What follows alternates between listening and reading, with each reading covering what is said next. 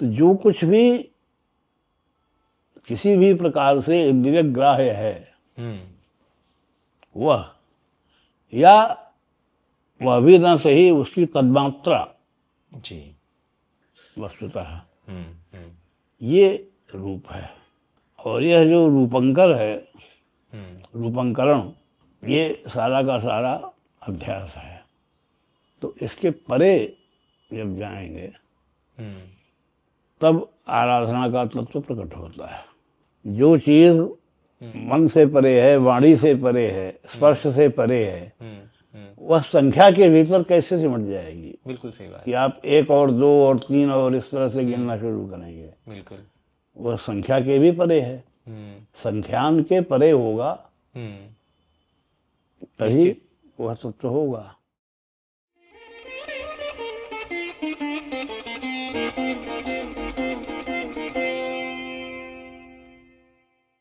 नमस्कार आचार्य जी, मैं ऋषिराज पाठक जी। हमारे साथ आचार्य वागीश शुक्ल जी हैं। इन्होंने हाल ही में एक बहुत ही सुंदर काव्य एवं ग्रंथ, इन दोनों विशेषताओं से संपन्न आहो पुरुषिका नाम की पुस्तक लिखी है। इस पुस्तक के लेखन के लिए आपको बहुत बहुत अभिनंदन आचार्य जी। आज हम इस ग्रंथ में जो वैदिक विवाह सूक्तों का विवरण दिया गया है, अनुवाद दिया गया है, उसके विषय में कुछ चर्चा करेंगे आचार्य जी के साथ। आचार्य जी, मैं विवाह सूक्त पढ़ रहा था, आपने उसका अनुवाद भी किया है और उसमें आपने व्याख्याएं भी प्रस्तुत की हैं टिप्पणियों के साथ। तो वहाँ एक शब्द है ऋत शब्द, आपने उसके अर्थ के विषय में यज्ञ, कर्म और धर्म, इन तीनों को लिया है।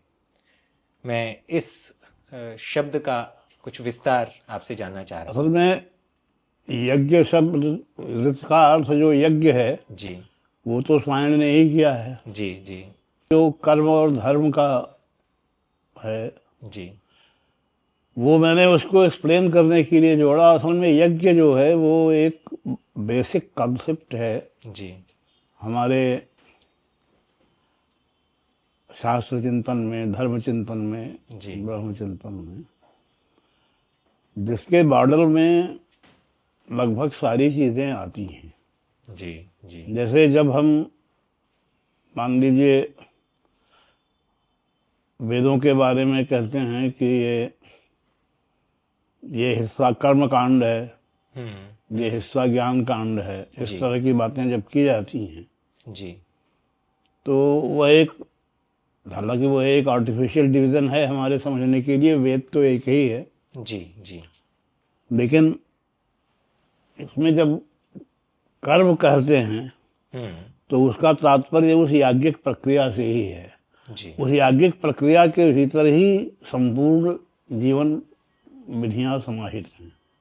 जी मतलब यह पूरा संसार ही एक यज्ञ की उत्पत्ति है। प्रजापति ने यज्ञ किया वगैरह वगैरह, इस तरह की आपको बातें सब जगह मिलेंगी। इंद्र ने यज्ञ किया, प्रजापति ने यज्ञ किया, सोम ने यज्ञ किया वगैरह। यज्ञो वही विष्णु, विष्णु का ही नाम यज्ञ है। तो ये सारे चीजें मिलती हैं जी। तो जब आप शंकराचार्य जी का भाष्य पढ़ते हैं उपनिषदों पर या कहीं पर ही, तो यज्ञ ही उसका केंद्र है के बारे में। जैसे जब यह कहा जाता है कि बाली भगवद गीता में आया, त्रैगुण्य विषया वेदा निस्त्रैगुण्यो भवार्जुन, तो जब वो कहते हैं कि त्रैगुण्य विषय है वेद, तो वहाँ उनका आशय याज्ञिक कर्मकांड से ही है कि त्रिवर्ग साधना के लिए जो भी है उसके लिए सांकेतिक शब्द यज्ञ है। जी जी। क्योंकि यज्ञ में द्रव्य, देवता, त्याग, ये 3 चीजें आएंगी और सारे सांसारिक कर्म जो हैं वो इन्हीं चीजों से परिभाषित होते हैं, द्रव्य, देवता, त्याग से ही। जी जी।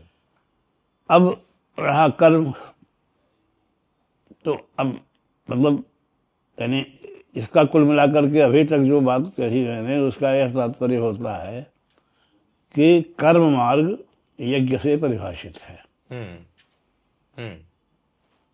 अब भगवद गीता का जो एक अंत में आता है, सर्वधर्मान परित्यज्य मामेकम शरणम व्रज, मामेकम शरणम व्रज, तो वहां पर भगवत पाद ने धर्म का अर्थ कर्म किया है जी। अपने भाष्य में। जी जी जी। कि सारे मतलब धर्मों को, धर्म अधर्म सब कुछ, जो कुछ भी यह सांसारिक त्रिवर्ग है, क्योंकि धर्म से ही अर्थ भी नियंत्रित होता है, अर्थ से काम नियंत्रित होता है जी। तो त्रिवर्ग का जो केंद्र है वो धर्म है। और जगह जगह ही आएगा। बृहदारण्यक उपनिषद में जब चातुर्वर्ण की उत्पत्ति बताई गई है, क्षत्र हुआ वगैरह वगैरह, तो इन सब को नियंत्रित करने के लिए अंत में धर्म है जी। तो जितना भी उपदेश है, जिसका जो हमारी सांसारिक गतिविधियां हैं वो सब धर्म से परिभाषित होती हैं, धर्म से नियंत्रित होती हैं, धर्म से परिभाषित होती हैं, धर्म से संचालित होती हैं। तो जितना कर्म है वो धर्म है। तो सर्वधर्मान परित्यज्य का मतलब हुआ कि भगवान यह कह रहे हैं कि कर्म मार्ग से बाहर आकर के ज्ञान मार्ग में जी, ये भगवत पाद का क्या हुआ अर्थ है। तो इसलिए मैंने वहाँ पर यज्ञ और धर्म और कर्म ये तीनों चीजें एक साथ जी रखी हैं। जी जी जी। इसके पीछे ये बात जी है। अर्थ हुआ जी। सोम देवता क्योंकि विवाह सूक्त के केंद्रीय विषय हैं, और जब हम वैदिक व्याख्यान की बात करते हैं या निरुक्त आदि के अनुसार देवताओं का वर्गीकरण करते हैं तो उनके हम त्रिविध अर्थ प्रायः करते हैं, आध्यात्मिक दृष्टि से, आधिदैविक दृष्टि से और आधिभौतिक दृष्टि से। तो अगर हम सोम देवता का औषध रूप लेते हैं, औषधि रूप लेते हैं, तो वो उनका प्राकृतिक रूप हो गया जिसे हम आधिदैविक दृष्टि से देख सकते हैं। उनके आध्यात्मिक और आधिभौतिक रूप में हम किस प्रकार उन्हें देखेंगे? वो किसी भी देवता के बारे में जी इस तरह से पूछा सोचा समझा जा सकता है जी। जैसे एक तो मान लीजिए कि मीमांसा शास्त्र का सिद्धांत है जो लगभग सर्वस्वीकृत है। सर्वस्वीकृत से मेरा मतलब ये है कि मैं बहुत सारे दर्शनों की बात नहीं कर रहा हूँ। मैं दे दे करके मतलब भगवत पाद ने जिस तरह से चीज़ों को समझाया है जी उसी के इर्द गिर्द घूम रहा हूँ जी।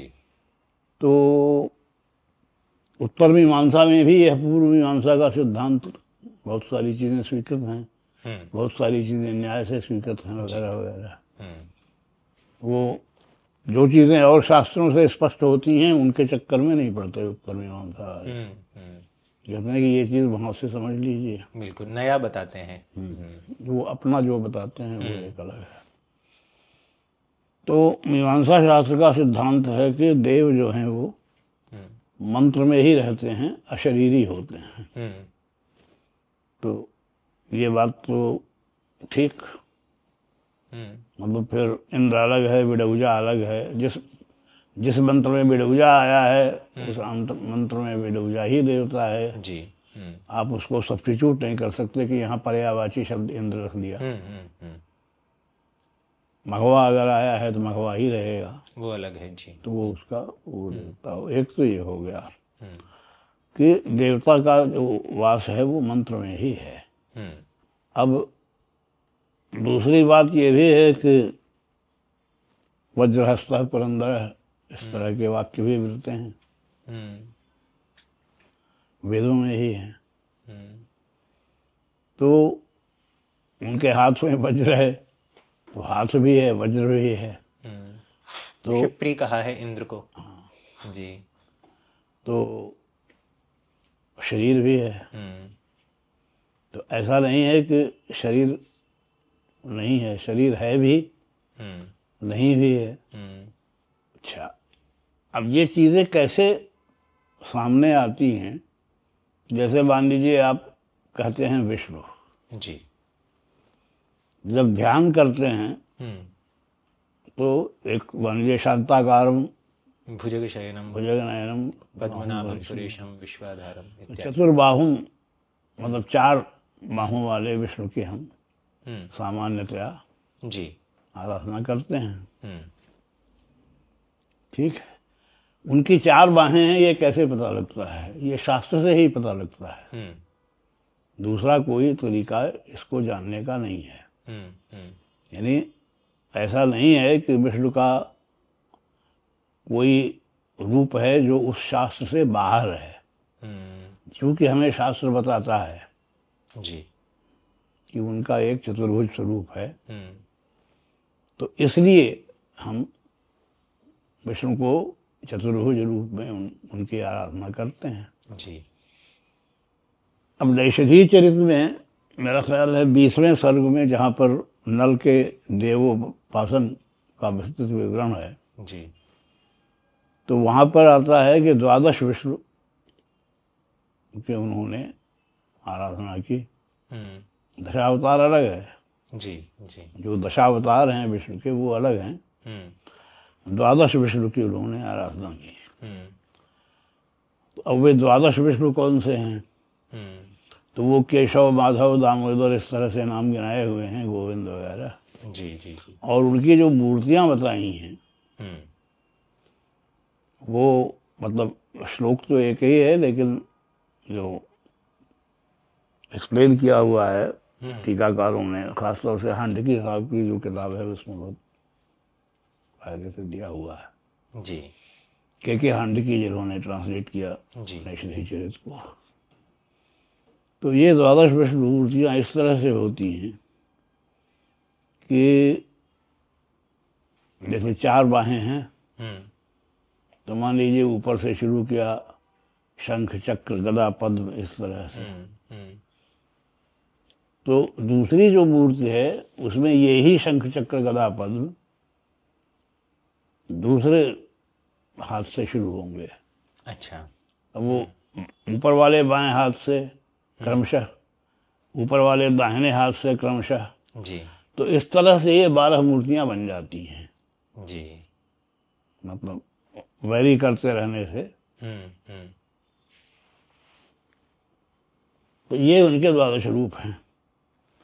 लेकिन ये 12 नाम अलग अलग हैं। गोविंद, दामोदर, त्रिविक्रम, ये सब अलग अलग उनके मूर्तियों के नाम हैं। तो इसी तरह से शालग्राम में भी वो भी एक आराधना है जी। विष्णु ही उसमें मानते हैं हम। तो ये सारी चीजें जो होती हैं इसको शंकराचार्य जी ने बताया है कि ये अध्यास है। जी। अध्यास मतलब अवस्तु में वस्तु का आरोप। आरोप। लेकिन ये संवादी अध्यास है। एक होता है विषमवादी अध्यास जी। जो भ्रम का कारण होता है, जैसे रज्जु में सर्प। जी। तो ये विषमवादी अध्यास है। ये संवादी अध्यास है। जैसे मान लीजिए बड़ी प्रवाह है, तो दूर से देखा तो चमक तो प्रभा, मतलब मणि की चमक दिखाई दे रही है, मणि तो नहीं दिखाई दे रही जी। लेकिन वहां जाने पर पता लगता है कि हाँ मणि उपस्थित है। जी। तो मणि प्रभा से मणि की तरफ जाना संभव है। इसी प्रकार इन सारी मूर्तियों के मूर्तन के ही माध्यम से हम वहां तक जाते हैं। रहा ये कि मूर्ति क्या है, तो मूर्ति ये जरूरी नहीं है। जैसे वायु भी एक मूर्ति है। मान लीजिए अष्टमूर्ति भगवान शिव हैं। तो पृथ्वी भी मूर्ति है जी। आकाश भी मूर्ति है जी। जल भी मूर्ति है जी। जितने भी पंचतत्व हैं वे सब मूर्ति हैं जी। यजमान मूर्ति है, सूर्य और चंद्र जी। तो ये अष्टमूर्तियां हैं उनकी। तो जो कुछ भी किसी भी प्रकार से इंद्रिय ग्राह्य है वह, या वह भी ना सही उसकी तन्मात्रा जी वस्तुतः हम्म ये रूप है। और यह जो रूपंकर है, रूपंकरण, जी ये सारा का सारा अध्यास है। तो इसके परे जब जाएंगे तब आराधना का तत्व प्रकट होता है। जी जैसे मान लीजिए कहा गया कि ना विष्णु पूजयेद विष्णु ना शिव पूजयेद शिवम। जो विष्णु नहीं है वो विष्णु की पूजा न करे, जो शिव नहीं है जी वह शिव की पूजा ना करे न करे। ये निर्देश हुआ। तो यह जो मतलब आराध्य और आराधक का जो तन्मयी भवन कह लीजिए है, वस्तुतः तो आराधना का तत्व यही है। लेकिन प्रारंभ इसी तरह से होगा, फूल चढ़ाने से, नैवेद्य चढ़ाने से, हाथ जोड़ने से, प्रार्थना करने से। प्रारंभ इसी तरह से होगा, मूर्ति का ध्यान करने से। तो इसीलिए मतलब शास्त्रों में इस तरह से होता है। तो देवता का तत्व यही है। अगर हम आध्यात्मिक दृष्टि से सोम देवता की बात करें तो हम उन्हें पर ब्रह्म का आनंद रूप मान सकते हैं, क्योंकि सोम रस आह्लादक है, आनंद देने वाला है। अक्ष सूक्त में तो सोम के भक्ष्य की तुलना अक्षों से की है। सोमस्येव मौजवतस्य भक्षो विविधको जागृविर्मह्यमच्छान। तो क्या आध्यात्मिक दृष्टि से हम ब्रह्म का जो जैसे सतचित आनंद ये जो स्वरूप है उसके आनंद रूप की परिकल्पना कर सकते हैं? कर सकते हैं, लेकिन वह तो केवल सोम के बारे में ही नहीं, सत्वा ब्रह्म तो आनंद रूप ही है। जी जी। तो अगर उसकी सर्वत्र व्याप्ति है वह आनंदमय ही होगी। लेकिन ये तभी होता है जब हम उस रूप में उसका साक्षात कर पाते हैं। जी। जैसे बहुत सारे उपनिषदों में भी, ब्राह्मण ग्रंथों में भी, याज्ञिक प्रक्रियाओं में भी इस तरह का उल्लेख मिलेगा कि सोम बहुत पी गए, कान और नाक से सोम बहने लगा, जी, तो उसके लिए सौत्रामणी यज्ञ जी का विधान है। उसके सौत्रामणी यज्ञ के विधान जहाँ जो हैं उसमें एक यह भी है कि अगर बहुत ज्यादा सोम पी गए तो यह है। तो आनंद तो सब कुछ है, लेकिन उसके पहुंचने तक कोई जरूरी नहीं है कि शुरू से आखिर तक, मतलब उस अर्थ में हम आनंद समझें कि जो सामान्यतया हम आनंदम ब्रह्म रूपम, जी, ये बात तो ठीक है, लेकिन वो आनंद की परिभाषा जो है उसके लिए एक मेजरमेंट दिया हुआ है, अनुमान करने के लिए कि ब्रह्मानंद कैसा होता है। तो सर्वप्रथम जो मनुष्यों का आनंद है वह उन्होंने रसानंद का उदाहरण दिया है। लेकिन जब विषय उसमें से समाप्त हो जाए तब वहां से शुरू होता है। वह एक बेसिक इकाई है। जब तक उसमें विषय है तब तक वह वहां तक, मतलब वहां से शुरू नहीं कर सकते। जी। शुरू नापना आनंद का वहां से करेंगे, अनुमान लगाना, जब उससे विषय समाप्त हो जाए। जी जी जी, ये है। जी। सोमपान का जो याज्ञिक वर्णन है उसको आधुनिक परिप्रेक्ष्य में हम कैसे देख सकते हैं? क्योंकि कुछ विद्वानों ने सोम क्या है इस पर भी अपने मत प्रकट किए हैं, जैसे भांग के विषय में, गिलोय के विषय में। भांग है तो ये है, गिलोय है, हाँ। तो उनको कहने दीजिए, उनको औषधि रूप जो स्वयं इसमें वर्णित है। नहीं, वो तो मूलतः जो आधुनिक विद्वत्ता की समस्या है जी। वो ये है कि जितना कुछ आज दिखाई पड़ता है या समझा जाता है, जी। उसी के भीतर वे उन सारी चीज़ों को लाना चाहते हैं। जैसे वेद का तो वह उद्देश्य नहीं है। जैसे मान लीजिए सृष्टि प्रक्रिया है, जी। तो किसी उपनिषद में मिलेगा पहले जल हुआ फिर अग्नि हुई फिर ऐसे ऐसे। किसी दूसरी उपनिषद में मिल सकता है पहले अग्नि हुआ फिर जल हुआ फिर वगैरह वगैरह। आकाश से भी है। हाँ, वगैरह वगैरह, ये सब कुछ आकाश से हुआ, एटसेट्रा एटसेट्रा, अलग अलग वर्णन मिलेंगे। जी। तो अगर आप उसको स्थूल अर्थ में लेते हैं तब तो झंझट है कौन सा सही है, लेकिन यह उसका उद्देश्य नहीं है। वेद का सृष्टि प्रक्रिया मिथ्या है तो वेद का तात्पर्य आपको मिथ्या के बारे में तो बताना नहीं है, वो तो सत्य को बताने वाला है। जी। जी। तो जिस तरह से भी आपको सृष्टि प्रक्रिया समझ में आ जाए, जैसे मान लीजिए फिजिक्स है, कंटेम्परेरी फिजिक्स, आज के ज़माने की बात करते हैं अगर, जी, तो 4 डायमेंशनल यूनिवर्स का भी मॉडल है, 5 डायमेंशनल यूनिवर्स का भी मॉडल है, जी, 11 डायमेंशनल यूनिवर्स का भी मॉडल है, जी, इन्फिनिट डायमेंशनल मॉडल यूनिवर्स का भी मॉडल है। जी, ये सारे मॉडल यूनिवर्स मतलब फिजिक्स में चल रहे हैं, जी, सब पर शोध हो रहा है। जिस मॉडल से भी आपको वैश्विक प्रक्रियाएं समझ में आती हैं वही स्वीकृत हो जाएगा। वो ठीक है। एक आदमी 4 डायमेंशन के 4 डायमेंशनल यूनिवर्स के भीतर उसको समझना चाहता है, तो कहीं पर उसमें समस्या आती है। तो मतलब क्योंकि बेसिकली है क्या, देखिए आइंस्टाइन के जिन इक्वेशंस से ये पता लगता है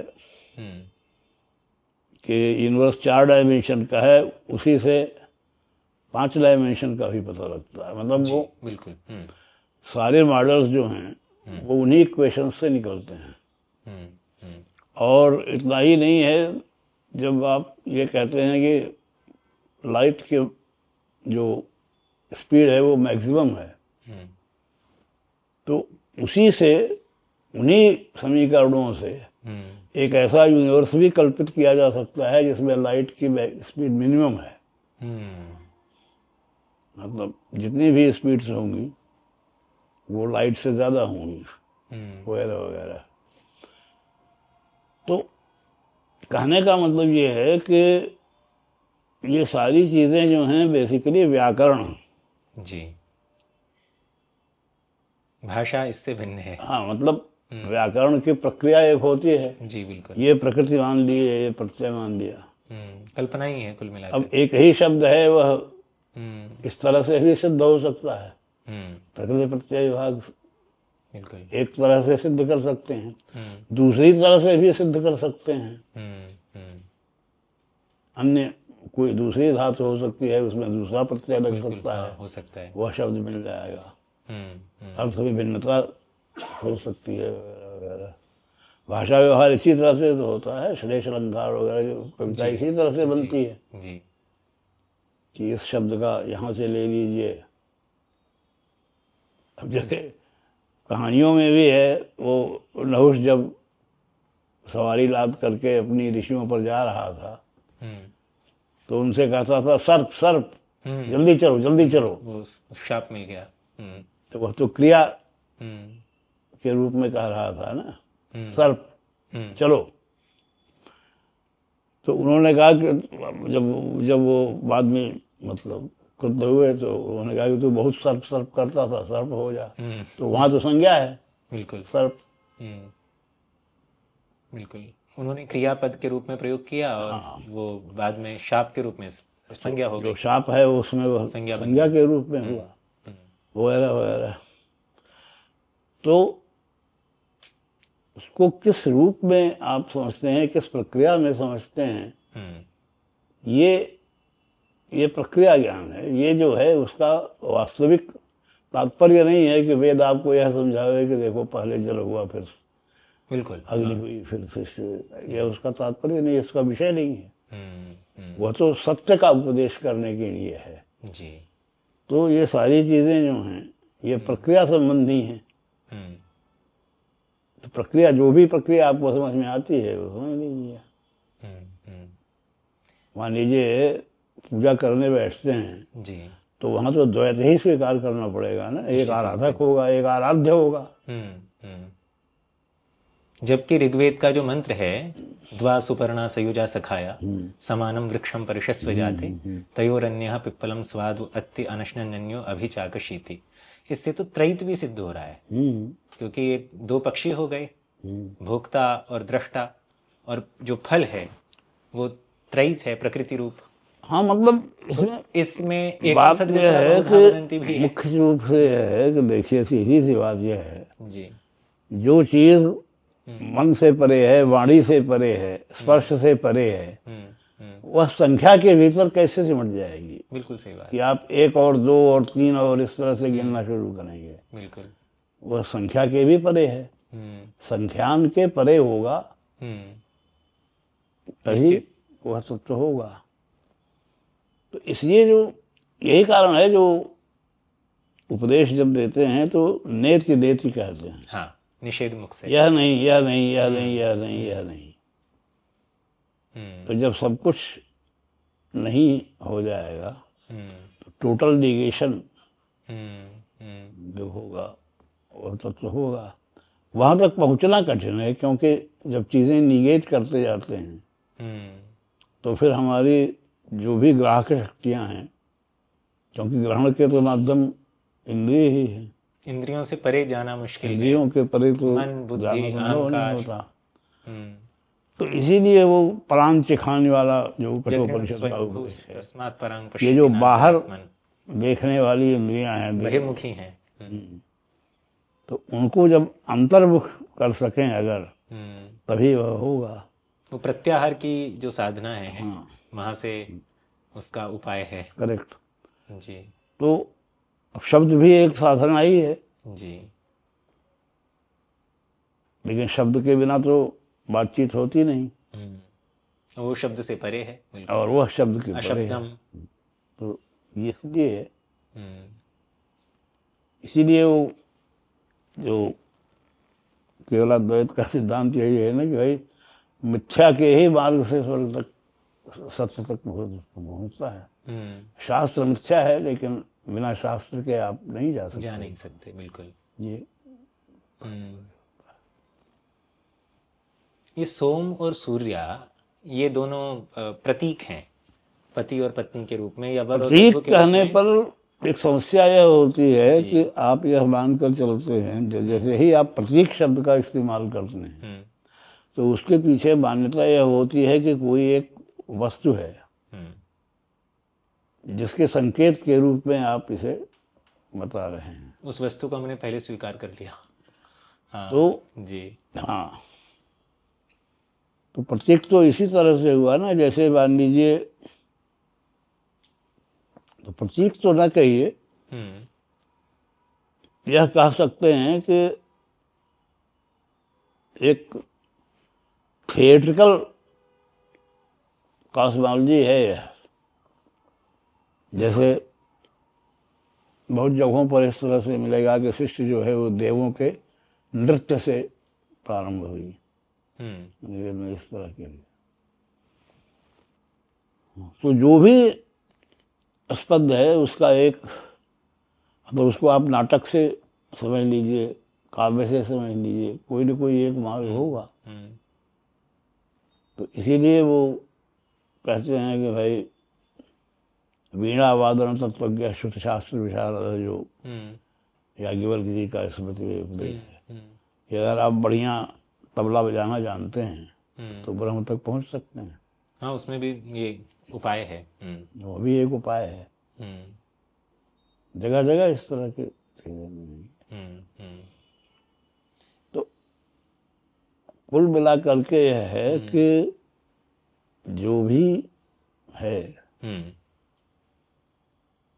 क्योंकि अगर जीवन है तो कर्म तो होगा ही जी। और कर्म की उत्पत्ति तो मतलब काम से ही कर्म होता है। कर्म ब्रह्मोद्भवम विद्धि। तो उसके उसमें जो आसक्ति है और जो कर्ता का भाव है ये हटाना होता है। यही वो साधना है। जी जी।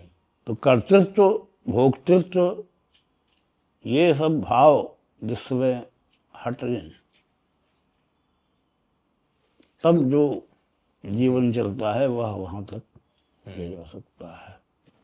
जो सूर्य हैं वो देवता के रूप में है। देवता के रूप में भी है, ऋषि के रूप, उसी उसी सूक्त के। जी जी, हाँ जी, हाँ जी। सूर्य जी ऋषि भी है जी, ऐसे है, देवता भी है। अनेकत्र है। जी। ये जो सूक्त है विवाह सूक्त, इसमें सूर्य देवता भी है, ऋषि भी है जी। और मतलब पात्र तो है ही वह। बिल्कुल। जैसे ये मॉडल तो हमारा वेल नोन है। जैसे वाल्मीकि रामायण ही ले लीजिए तो उसमें वाल्मीकि पात्र स्वयं पात्र हैं। बिल्कुल स्वयं पात्र हैं। बहुत सी चीजें वे करते हैं उसमें स्वयं सक्रिय हैं। महाभारत में भी है ऐसा। महाभारत में है, व्यास जी जो है शुरू से आखिर तक एक पात्र के रूप में उपस्थित हैं। अपौरुषेयवाद को हम इससे फिर कैसे जोड़ेंगे? अगर हम इसका मतलब इसको पात्र या रचनाकार कुछ ऐसा मान लें तो? नहीं, अपौरुषेय वाक का तो पहले जो एक स्टैंडर्ड मॉडल समझाने के लिए कहा गया उसको समझ लिया जाए, अब आगे बढ़ा जाए। जी। वो कहते हैं कि वेद जो है ये अपौरुषेय इस अर्थ में है कि वह ब्रह्म का निश्वास है। जी। तो निश्वास का क्या मतलब हुआ? जब तक आदमी की सांस चल रही है तब तक उसमें चेष्टा है या नहीं इसका महत्व नहीं है। हो सकता है कि आदमी ऐसी स्थिति में हो कि वह हाथ न हिला सके। आप उसको कुछ पता नहीं है कि संसार में क्या हो रहा है, गहरी नींद में बेसुध है। तो आपके बुलाने पर मान लीजिए नहीं उठा तो इसका यह तात्पर्य तो नहीं है कि उसको आप चिता पर ले हैं कि भाई ये तो इसमें हरकत ही नहीं है कोई। जी। मेडिकल साइंस में ही कोई आदमी अपने से एक गिलास पानी उठाकर नहीं पी पा रहा है तो इस आधार पर तो नहीं उसको ले जाते कि चलो भाई अब इसमें। तो जब तक सांस चल रही है तब तक वह है। तो जो भी ब्रह्म की सत्ता है वह उसके निश्वास से पृथक नहीं हो सकती। बिल्कुल। अब स्वलक्षण हो गया वो उसका। हाँ, मतलब लक्षण भी कह सकते हैं, लेकिन यहाँ सिर्फ लक्षण से तो तात्पर्य नहीं हुआ ना। जैसे लक्षण तो यह भी हो सकता है कि आपको मतलब मान लीजिए कोई मकान है, तो भाई देवदत्त का मकान कौन सा है? तो बोले वो जो जिस पर कौवा बैठा हुआ है वही है देवदत्त का मकान। तो कौवा मान लीजिए उड़ गया तो देवदत्त का मकान तो नहीं बदलेगा, मकान तो उसका रहेगा। तो लक्षण कई प्रकार से बताया जा सकता है। स्वरूप तटस्थ और अलक्षण भी हो सकता है। तो वो निश्वास वाला ही सबसे ठीक है। यस्य निश्वसितम वेदा, यस्य निश्वसितम वेदा यो वेदेभ्यो खिलम जगत। तो उस अर्थ में वो अपौरुषेय है, उसमें कोई चेष्टा की आवश्यकता नहीं है। ये कहने का आपने शुरू में स्पष्ट भी किया है इसमें। अगर वह है तो फिर उसका निश्वास भी है। जी। तो इस अर्थ में वह अपौरुषेय है। जी। ये तीन पतियों पौरुषेय वाक में यह है, जैसे मान लीजिए आप बैठे, हम आप बातचीत कर रहे हैं तो इसमें हमारी आपकी चेष्टाएं हैं। कुछ मन में सोचते हैं, फिर मुंह खोलते हैं, फिर वाक आती है, बोली जाती तो है। कहीं कोई गलत शब्द निकल जाएगा तो उसको ठीक भी करेंगे, जी, वगैरह ये वगैरह। पौरुषेय हो गया। तो ये पौरुषेय वाक है। हम्म। तो इसमें त्रुटियों की संभावना होती है, जी हाँ। इसीलिए पौरुषेय वाक को अपौरुषेय वाक के सामने प्रमाण नहीं मानते। जहां पर मतलब कॉन्फ्लिक्ट होगा स्मृति में और श्रुति में, तो श्रुति ही बलवत्तर प्रमाण मानी जाएगी। प्रमाणम परमम श्रुति ही। जी। जी। ये जो 3 पतियों की अवधारणा है, जो देवपति हैं, जैसे सोम है, गंधर्व है और अग्नि है, और फिर जो चौथा पति है वो मनुष्य के रूप में है। तो जैसे स्त्री के लिए 3 पति बताए हैं, ऐसे पुरुष के लिए कुछ ऐसा विधान है? नहीं, और इसकी क्या जहां व्याख्या तक होगी? मैंने विवाह सूत्र को देखा, जी मैंने एक्सप्लेन भी किया है जी कि पुरुष एक सेकेंडरी रोल है। जी। जो हमारा निबंध है उसमें आप देखेंगे कि संविधाता कौन है। हम्म। तो जिस तरह से मेरी समझ में आया है, तो वो एग्जाम्पल मैंने दिया ना, उसमें चित्ता पत्नी रहती हो सत्य वाला। जी जी जी जी। तो मैंने क्या दिया, मतलब वो भटकेर का एग्जाम्पल है वाक्यपदी। आपने प्रस्तुत किया है। जी। तो उस पर मैंने ऐसे तो यहाँ पर फिर वही यज्ञ का मॉडल काम आता है। तो यज्ञ का संविधाता तो यजमान है। अब उसको मंत्र नहीं आता तो पुरोहित तो करता है, लेकिन फल उसी को मिलेगा, यजमान को ही। मंत्र पढ़ता है पुरोहित, क्योंकि मान लीजिए यजमान ने मंत्र पढ़ने की क्षमता नहीं है, तो कहता है ये मंत्र पढ़ दिया, अब जो है फूल चढ़ा दो, लेकिन उसका पूजा का फल यजमान को ही मिलेगा, पुरोहित को नहीं मिलेगा। क्योंकि वह कर नहीं सकता, इसलिए उसने पुरोहित का फोन किया कि भाई आप बोल दीजिए, हमको संस्कृत नहीं आती है। यही तो कुल मिला करके उसका तात्पर्य है। तो वो थोड़ा विस्तार से मैंने इसमें जी जी दिया भी है, जिस पुस्तक की आप बात कर रहे हैं। हमारे दर्शकों के लिए अगर आप उसका कुछ भाव प्रकट करें तो वो भाव तो यही है जो मैंने अभी बताया। जी। जैसे मान लीजिए आपको पूजा करनी है, तो अब उसमें देवता की आराधना करेंगे, मंत्र पढ़ना चाहिए। नहीं आता मंत्र तो पुरोहित को बुलाते हैं कि पंडित जी आप मंत्र पढ़ दीजिए। तो वो कहते हैं कि ठीक है, ये गणेश जी का मंत्र हो गया, अब ये चढ़ा दो, ये सिंदूर लगा दो, ये फूल चढ़ा दो, ये नैवेद्य अर्पित कर दो। तो वो करता जाता है आदमी, लेकिन फल उसी को मिलेगा जो कर रहा है, पुरोहित को नहीं मिलेगा। हाँ, उसको नहीं मिलेगा। अब इसमें दक्षिणा का एक कॉन्सेप्ट है कि यह सद्गुण संपन्न नहीं होगा अगर दक्षिणा नहीं दी जाती है। इसीलिए यज्ञ और दक्षिणा साथ साथ चलते हैं। हतम यज्ञम अदक्षिणम। अगर दक्षिणा नहीं है यज्ञ समाप्त, तो यज्ञ नहीं है। ये है, यज्ञ और दक्षिणा को पति पत्नी के रूप में भी कल्पित किया है। बिल्कुल एक मॉडल है। तो ये एक संबंध है, लेकिन संविधाता हर हालत में वही है। तो वह उसमें एक कर्तृत्व का आरोपण करता है कि पुरोहित जी जो हैं वे मंत्र पढ़ रहे हैं, तो उनका एक कर्तृत्व हो गया। जब वो कुछ कर रहे हैं तो कर्ता तो वह हुए ना। बिल्कुल। तो एक कर्तृत्व उनका है, एक अपना है, ये तात्पर्य है। ये जो कृत्या वाला कॉन्सेप्ट है, कृत्या, इसके बारे में आप बताइए। 2 तरह से उसकी व्युत्पत्ति होती है। एक डुकरें करने से है, तो उस समय तो वह कृत्य ही है, और एक है कृति छेदने से, तो उस समय वह एक हिंसात्मक तत्व है, देवी के रूप में है, मारी देवता के। अब यह जो कृत्या लगी हुई आती है, ये एक तरह से मतलब इसको यूं, जिस संदर्भ में आप पूछ रहे हैं नववधू के आगमन, हाँ जी, बस वही जी, समझ, तो उसमें क्या समस्या है कि घर के अंदर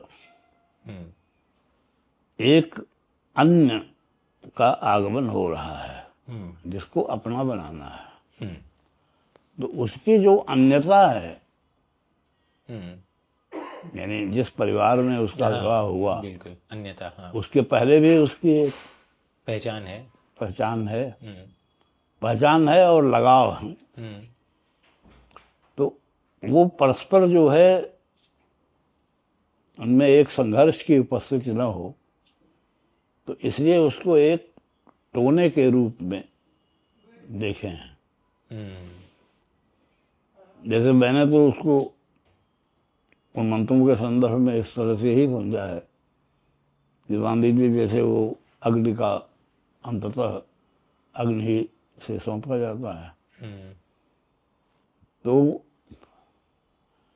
वो जो देवपतित्व हैं या उसका जो मतलब उसको पूरी तरह से पारिवारिकता में, कौटुंबिकता में एब्जॉर्व करने के लिए उसके अन्य जो भी मतलब जो उस कौटुंबिकता में बाधा बन सकते हैं उन सबको दूर करना है। तो वही वो कृत्या का भाव है कि सब टोना टोटका जो भी है वो हटा दिया। तो ये तो सामान्यतया भी होता है, मतलब हमारे दैनंदिन जीवन में अगर आप देखेंगे, राई नमक जरा बार दिया, पहले एक तरीका यह भी था कि अरे इस लोग आगे चलते थे तो मतलब एक आदमी जो है वो आगे चल रहा है, एक उसमें सपंद एक दाना होता है राई का, उसमें डालते जाते हैं, विघ्न बाधाएं दूर हों, ऐसा एक भाव रहता है। तो जो कुछ भी विघ्न बाधाएं हैं, आसुरी शक्तियां हैं जो हमारे कौटुंबिक जीवन में बाधा डालना चाहती हैं, वो तो लगी हुई आएंगी ही। तो उनको दूर करने के लिए कोई भी काम शुरू करते हैं, सामान्य श्राद्ध है, पूजा है, उसके भी पहले सरसों वरसों छिड़क करके मतलब ये विधान है, आसुरी शक्तियों को दूर भगाते हैं। तो उसी तरह का एक और प्रश्न है कि सोम के घर जब सूर्य जा रही है तो मन रथ है और जो दो बैल हैं वो शुक्र हैं, और आपने जिक्र किया है कि प्रातःकालीन शुक्र और सायंकालीन शुक्र, इसलिए आपने अनुवाद में दोनों शुक्र कहा। आगे सायणाचार्य के भाष्य में सूर्य और चंद्र के रूप से और मंत्र में ऋक और साम के रूप में उनको अभेद किया गया है। तो ये जो वैविध्य है, और विशेष रूप से सोम भी तो चंद्र का ही रूप है, ब्राह्मणानां राजा सोमोस्माकं ब्राह्मणानां राजा, ये जो मंत्र है ये चंद्र ग्रह का मंत्र है जब ज्योतिषीय दृष्टि से भी, यज्ञ में अंत में आता है, यजुर्वेद में। तो जब सोम चंद्र रूप है और उसी सोम के घर जब सूर्य जा रही है तो बैल के रूप में चंद्र कैसे? यहाँ स्पष्ट है कि बैल तो चंद्र है और जा वो सोम के घर रही है, वो चंद्र के घर नहीं जा रही और बैल सोम नहीं है। तो ये जो इनका ताद्रुप्य है या जो इनके तो वही एक समस्या हुई ना कि इनके रूप का पार्थक्य चंद्र है, ये कैसे सिद्ध होगा, नहीं ये प्रश्न है। और ऋक और साम का यहाँ कैसे संगति कर वो बताता हूँ। पहली बात तो ये है जी कि मतलब इस तरह का तो प्रश्न इसलिए भी नहीं उठना चाहिए कि सोम के घर जा रही है तो सोम तो बहुत तरह का है। अब जैसे मान लीजिए आपको एक जगह मिला कि यज्ञो वै विष्णु, यज्ञ विष्णु है, फिर आप यज्ञ कर रहे हैं, उसमें विष्णु के लिए आहुतियां भी दे रहे हैं, तो क्या मतलब हुआ? अगर वो तो अलग अलग रूप में अलग अलग है, वो बिल्कुल वो अलग अलग रूप हैं। वैसे तो संसार ही चंद्र सूर्यात्मक है, बिल्कुल, अग्निशोमात्मकम जगत। अग्निशोम जो तो इस अर्थ में मतलब कोई समस्या नहीं है। इसको हम कैसे अपने दर्शकों को समझाएं? मैं बता रहा हूँ जी।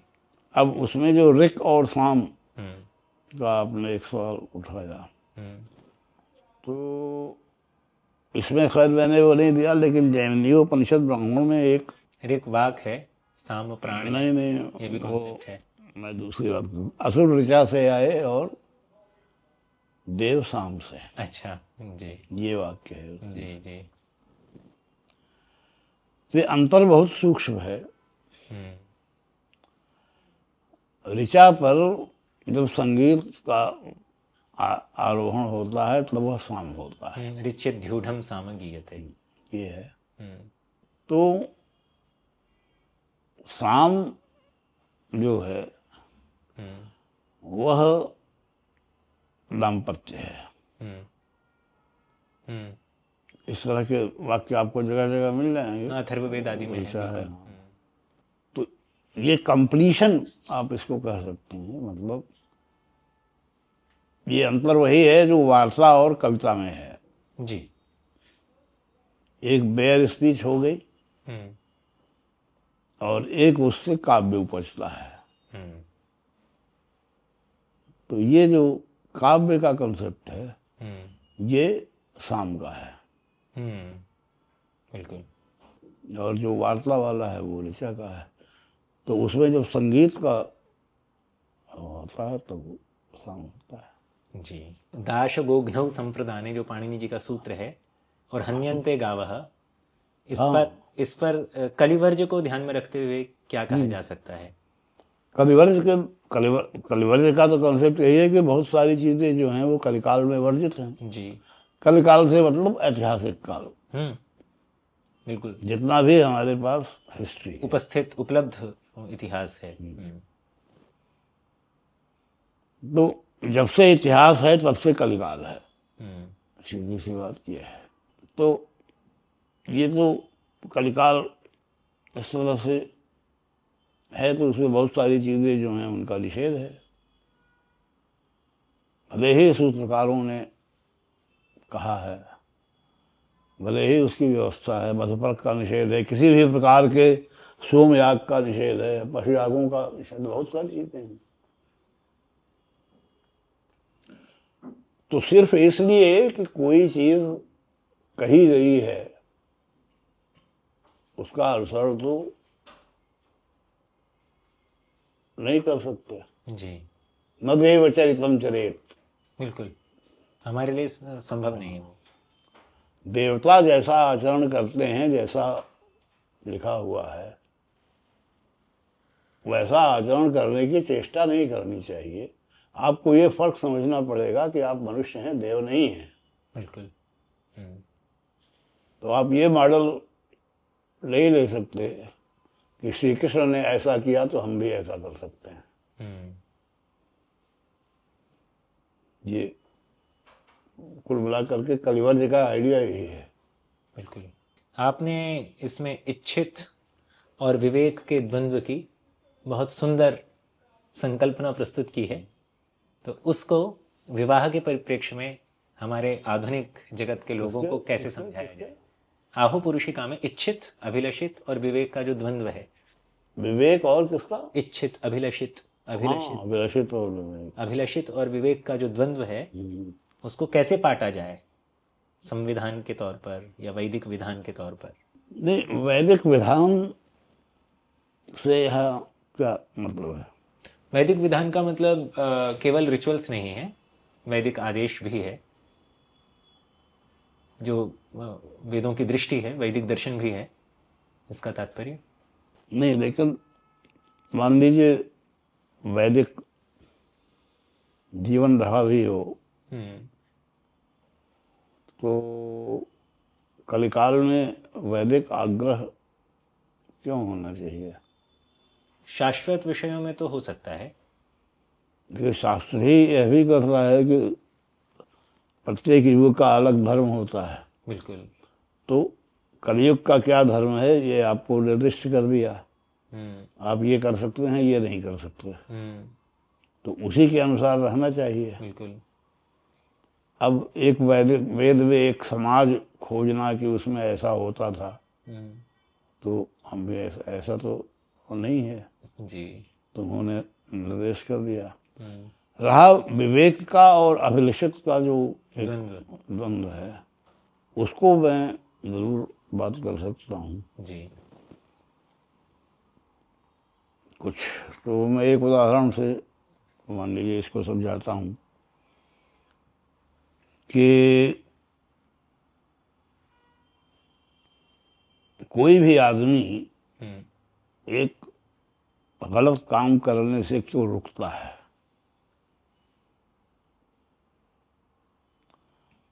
तो मान लीजिए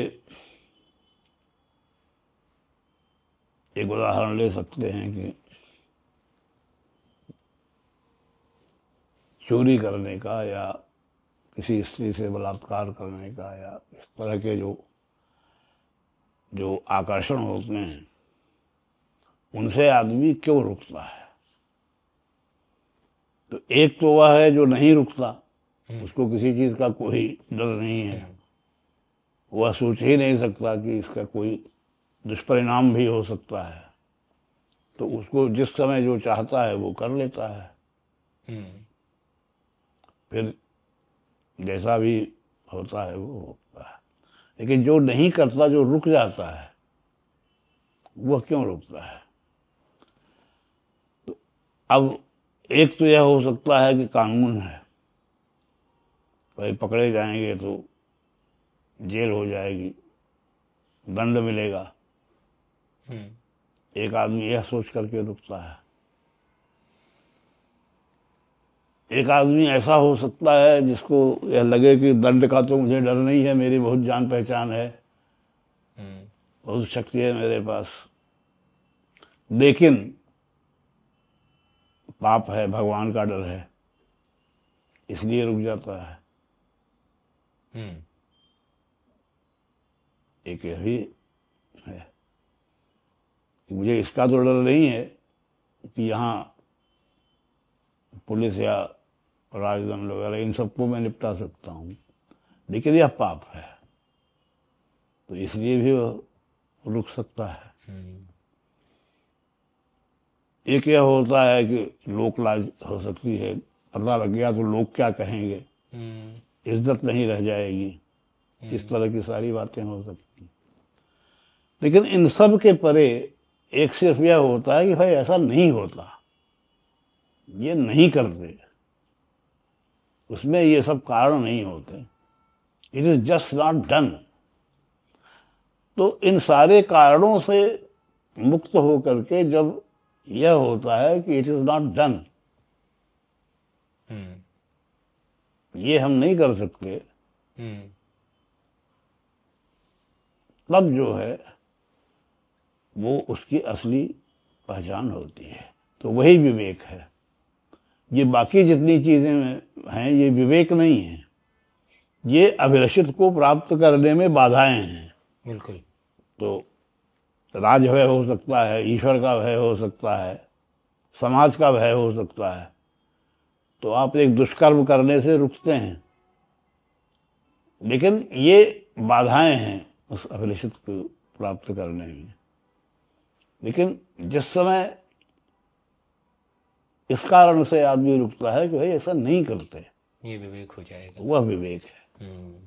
आपने ब्राह्म विवाह को प्रकृति के रूप में और अन्य जो विवाह हैं उनको विधान या विकृति के रूप में प्रतिपादित किया है, तो इसके विषय में हमारे दर्शकों को संक्षेप में आप कुछ बताएं।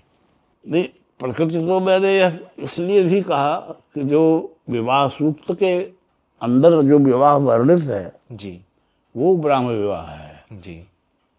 मतलब उसमें एक पिता है जो संकल्प करता है कि बेटी को इससे ब्याहेंगे, फिर एक बारात आती है, फिर वो उसके घर जाती है, फिर वहां पर उसके लोग हैं, नृत्य का निष्कासन होता है, गायें हैं इनका वगैरह वगैरह। तो जो स्टैंडर्ड मॉडल है कन्यादान से प्रारंभ करते हुए वो है उसमें। तो इसलिए वह प्रकृति है, क्योंकि और तो किसी प्रकार के विवाह का वर्णन वेद में है नहीं। अब रहा ये कि स्मृतियों में सारे निर्देश दिए हुए हैं, तो यहाँ पर यह देखने की बात है कि विवाह से वांछित क्या है। एक तो जीवन चलाने का जो सामान्य विधान है वह है, मतलब एक पत्नी होनी चाहिए, एक बच्चे होने चाहिए, वगैरह वगैरह। तो उतना तो एक न्यूक्लियर फैमिली में भी संभव है, होता ही है, जिसमें कि माता पिता की कोई भूमिका नहीं है, किसी प्रकार के देवत्व की संकल्पना नहीं है, तब भी इतना तो होता ही है। समाज भी आपको मान्यता देता है, आप भी समाज के नियमों का पालन करते हैं। ऐसा तो है नहीं कि सामाजिक नियम जो हैं, मतलब यह कोई असामाजिक कृत्य तो नहीं हुआ जो बिल्कुल इन मंत्रों के बिना जो विवाह होते हैं। लेकिन जब इन मंत्रों के भीतर के जो विवाह होते हैं, वो मैंने वो पौलोमी वाली कथा उसमें दे रखी है जी, कि वो पौलोमी नहीं, मतलब वो पुरोमादैत्य वाली जो है, कि जो महाभारत में जी है, कि उसका कोई विवाह तो उसने किया ही था, अग्नि ने कहा कि तुमने किया है, लेकिन मेरी साक्षी नहीं थी जी। वही कथा है ना महाभारत में, जो जी प्रारंभ में दिया जी, हुआ। शुरू में है। तो अब वो सारी चीजें दोनों तरह से सिद्ध होती हैं, लेकिन जो देवत्व है इसमें, उसका संबंध कौटुंबिकता से है, क्योंकि बार बार यह कहा जाता है कि इस विवाह से पीढ़ियां तरेंगी, तो जो बीत चुके हैं पितर और जो आगे आने वाली संतानें हैं।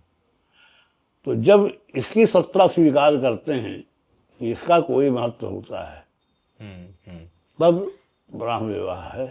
बिल्कुल। अन्यथा तो विवाह से बहुत मतलब जो अन्य उद्देश्य हैं जीवन के, वो तो इससे भी हो सकते हैं। तो ये कहने का मतलब है, उस अर्थ में वह प्रकृति है जी, लेकिन एक्सेप्टेंस सभी की है। बिल्कुल, हाँ, स्वीकार्यता है सब। स्वीकार्यता है, बिल्कुल। यह नहीं है कि मध्यम अगर भी है, ब्राह्म अधम भी विवाह है। नहीं हुआ तो यह कहेंगे कि भाई तुम्हारी शादी ही नहीं हुई। जी, ऐसा नहीं है। ऐसा नहीं है। लेकिन जो काम्य है, मतलब चाहते क्या हैं उससे,